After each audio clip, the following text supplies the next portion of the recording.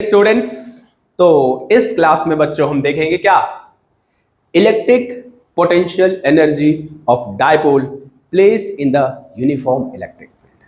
देख सकते हैं ये यूनिफॉर्म इलेक्ट्रिक फील्ड है, इसमें एक डायपोल प्लेस किया हुआ है। डायपोल ऐसा भी हो सकता है, ऐसा भी हो सकता है, ऐसा भी हो सकता है, ऐसा भी हो सकता है।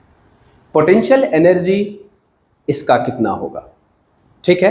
तो देखेंगे potential energy negative of the work done by the conservative या फोर्स होता है। यहाँ पे इलेक्ट्रोस्टैटिक टॉर्क के कारण जितना भी वर्क होगा ना इन changing the configuration of the dipole, उतना ही नेगेटिव में एनर्जी स्टोर हो जाएगी पोटेंशियल एनर्जी के फॉर्म में।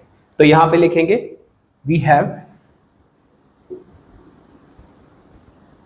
Torque on the dipole. Dipole पे टॉर्क कितना होगा बच्चों बताओ। लिखेंगे पीई साइन थीटा। लिखेंगे work done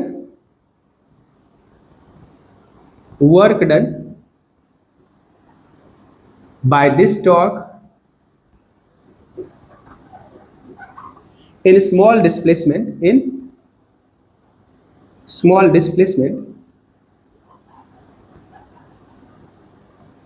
the small displacement dr, ठीक है। तो dw जो हो जाएगा वो हो जाएगा torque dot dr।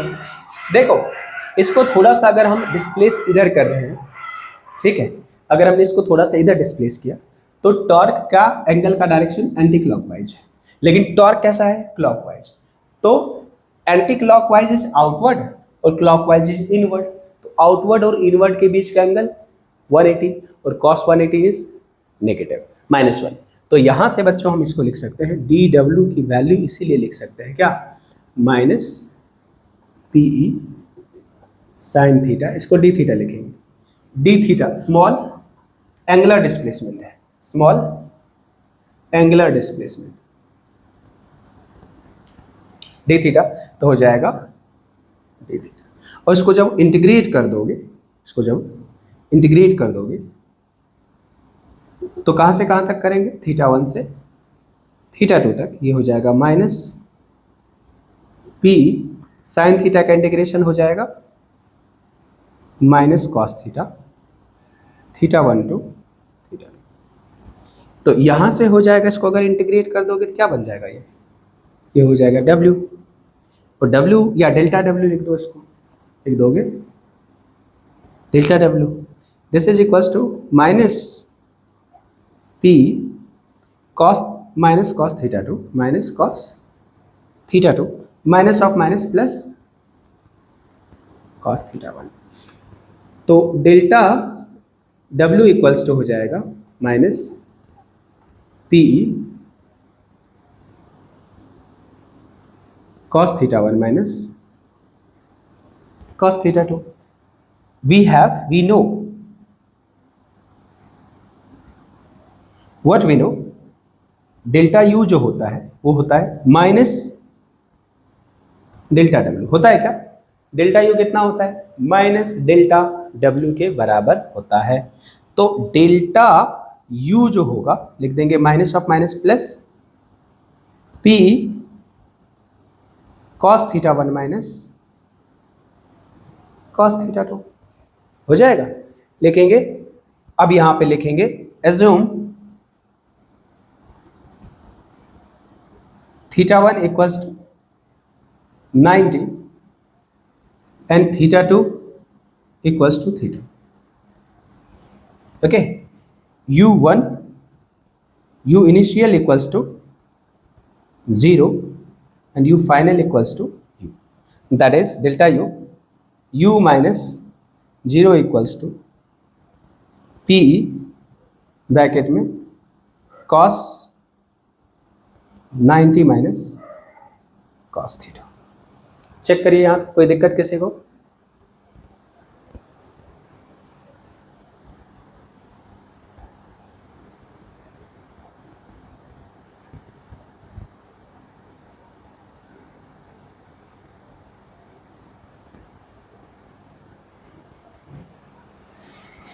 Done everyone up to here? तो cos 90 होता है बच्चों जीरो। क्या होता है cos 90? जीरो। तो यहां से हम वापस यहां पे इसको लिख देते हैं और इसके स्पेशल केस देखेंगे।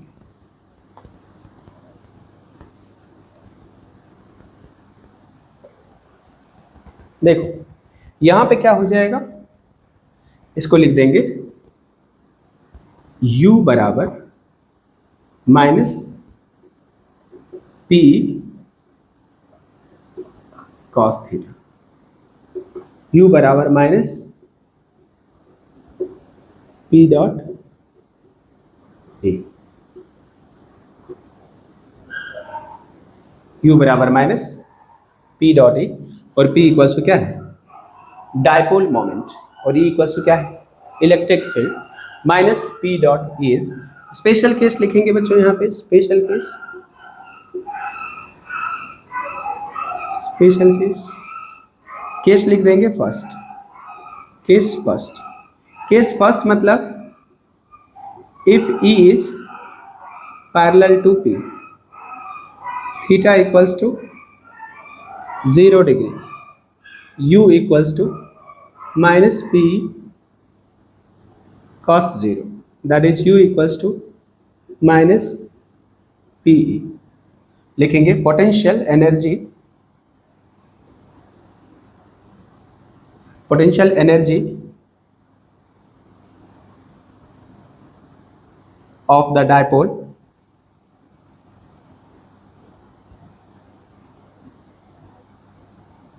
will be minimum, potential energy of the dipole will be minimum।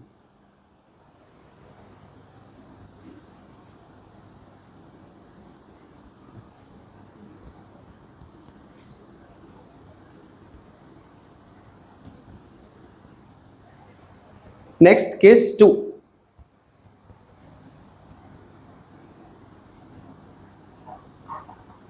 Next case 2, case 2 क्या होगा, लिखेंगे if electric field is anti parallel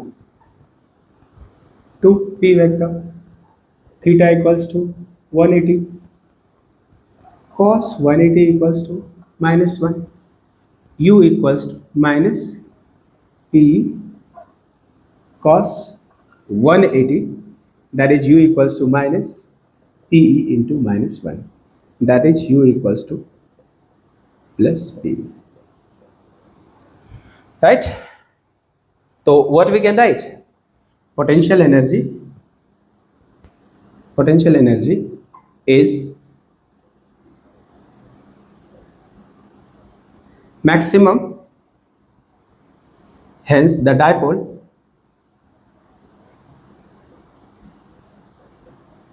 will be in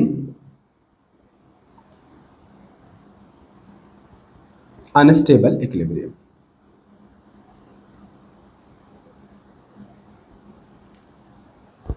यहां पे dipole will be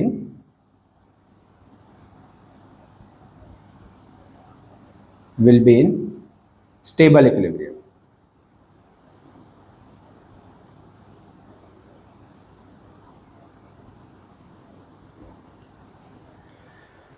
यहां पे डायपोल क्या हो जाएगा, स्टेबल इक्विलिब्रियम में हो जाएगा। तो अगर टॉर्क जीरो हो और पोटेंशियल एनर्जी मिनिमम हो तो स्टेबल इक्विलिब्रियम, टॉर्क जीरो हो और पोटेंशियल एनर्जी मैक्सिमम हो तो अनस्टेबल इक्विलिब्रियम, टॉर्क जीरो हो और पोटेंशियल एनर्जी भी जीरो हो तो उसको कहते हैं न्यूट्रल इक्विलिब्रियम। ये बात समझ आ रही है सभी को? तो यहां से बच्चों हम एक तीसरा केस अगर लिखें तो अगर इलेक्ट्रिक फील्ड यहां पे होगा क्या, ये कौन सा केस है, क्योंकि ये कॉस्ट केस है, अगर इलेक्ट्रिक फील्ड परपेंडिकुलर है, ये किधर पैरेलल है, तो इसका मतलब क्या होगा, यहां से अगर देखें तो यहां जो होगा इलेक्ट्रिक फील्ड इधर है और डायपोल भी इधर, this is plus Q, this is minus Q. यहां पे क्या हो जाएगा, इलेक्ट्रिक ये हो जाएगा प्लस क्यू और ये हो जाएगा माइनस क्यू, और डायरेक्शन ऑफ इलेक्ट्रिक फील्ड इधर और डायपोल मोमेंट इधर। तो तो थीटा कितना है 180 डिग्री। यहाँ पे थीटा कितना है 0 डिग्री। थीटा इक्वल्स टू 0 के लिए स्टेबल इक्विलिब्रियम और 180 के लिए अनस्टेबल इक्विलिब्रियम, राइट। और 90 के लिए इक्विलिब्रियम नहीं होगा और पोटेंशियल एनर्जी क्या हो जाएगा 0 हो जाएगा। लिखेंगे नेक्स्ट,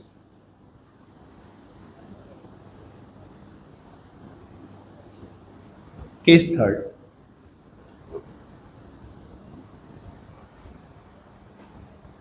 नेक्स्ट क्या लिखेंगे case third. If theta equals to 90 degree, P is perpendicular to E vector. This is electric field.